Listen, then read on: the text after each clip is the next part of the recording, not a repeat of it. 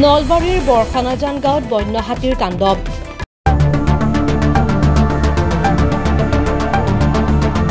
নলবাৰীত অব্যাহত বন্য হস্তীৰ উপদ্ৰৱ।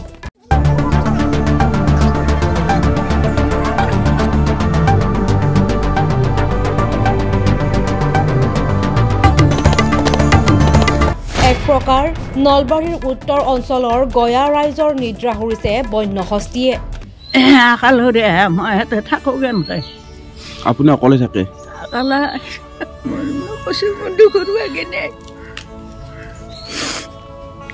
নীৰৱ দৰ্শকৰ ভূমিকাত নলবাৰীৰ বন বিভাগ। বনমন্ত্ৰী চন্দ্ৰমোহন পাটোৱাৰী চকু মুদা কুলিৰ ভাওত। বনমন্ত্ৰী চন্দ্ৰমোহন পাটোৱাৰীৰ গৃহ জিলা নলবাৰীৰ উত্তৰ অঞ্চলত আজি দুমাহে এটা বন্য হস্তীৰ জাকে উপদ্ৰৱ চলাই থকা পৰিলক্ষিত হৈছে। মানুহৰ ঘৰ বাৰী ভাঙি তহিলং কৰাৰ লগতে বিনষ্ট কৰিছে কৃষি, যাৰ পৰিপ্ৰেক্ষিতত উক্ত অঞ্চলৰ গয়া ৰাইজ এক প্ৰকাৰ দিশহাৰা হোৱা পৰিলক্ষিত হৈছে। নলবাৰী আমাৰ গণেশ মন্দিৰৰ প্ৰায় উত্তৰ দিশত আজি প্ৰায় এবছৰ ধৰি হাতী আমাৰ ইয়াত আহি নানান ধৰণৰ উপদ্ৰৱ কৰি আছে। ইয়াৰ মাজত আমি জয়ন্ত মল্ল বৰুৱা ছাৰক আমাৰ মিনিষ্টাৰক আমি অৱগত কৰিছোঁ। তেখেতে বিহিত ব্যৱস্থা ল'ম বুলি কৈ লৈছিলোঁ। মাজতে আজি আমি এই 2 মাহ ধৰি যিটো সন্ত্ৰাসত চলি আছোঁ, আমি একদম থাকিব নোৱাৰা অৱস্থা। আমাৰ বৰখানাজান, কটাগুচি, কটৰা, মৈদাৰঙা এনেকৈ আমাৰ বিভিন্ন ধৰণৰ গাঁও উপদ্ৰৱ কৰি আছে। আমাৰ অলপতে আমাৰ আজি আপুনি গমে পালে, নিউজ ল'লে আপুনি, বেৰা ঘৰ ভাঙি দিলে আমাৰ খুৰীমাৰ এটাৰ।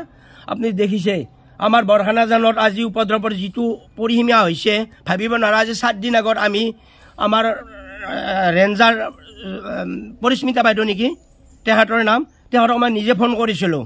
ফোন কৰাতে তেখেতে আহিম বুলি কৈছিল, নিজেও তেখেতে অহা নাই।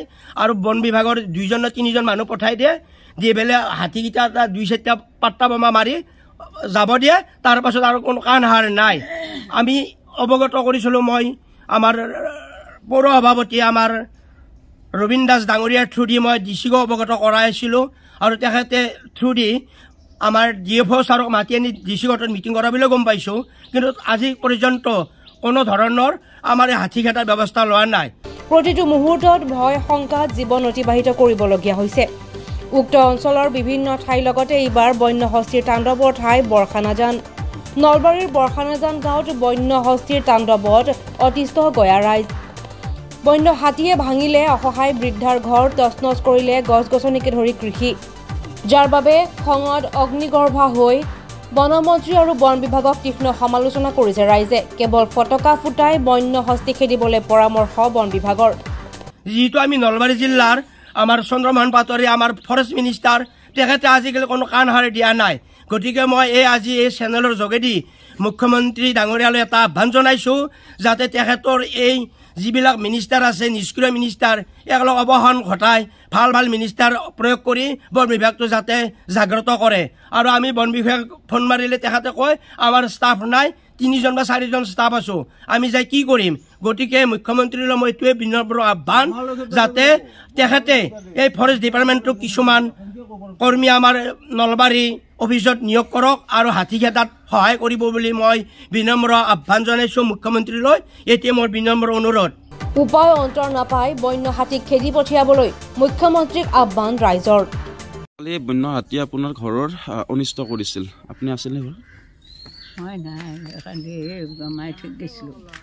পুৱা আহি গম পালে? পুৱা গম পালোঁ।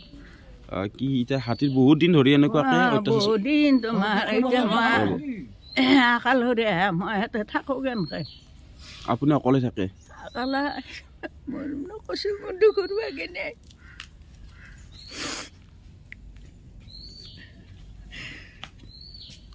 মুখ্যমন্ত্ৰী হিমন্ত বিশ্ব শৰ্মালৈ কিবা ক'ব নেকি? পইচা পাতি পঠাই দি ভাল হ'লে মই ঘৰটোৱে এইটো এনেকৈ থাকি বেটাকেইটা মৰি গেল। অলপমান মোক পইচা পাতি দিলি ভাল হ'লয়, মই নহ'লে বাচি থকা কেনেকৈ থাকোঁ।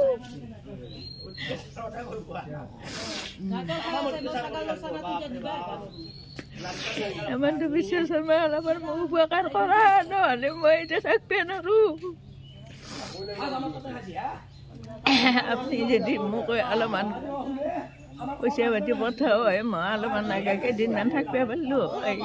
অবেশ কুমাৰ দাসৰ ৰিপৰ্ট DA 365।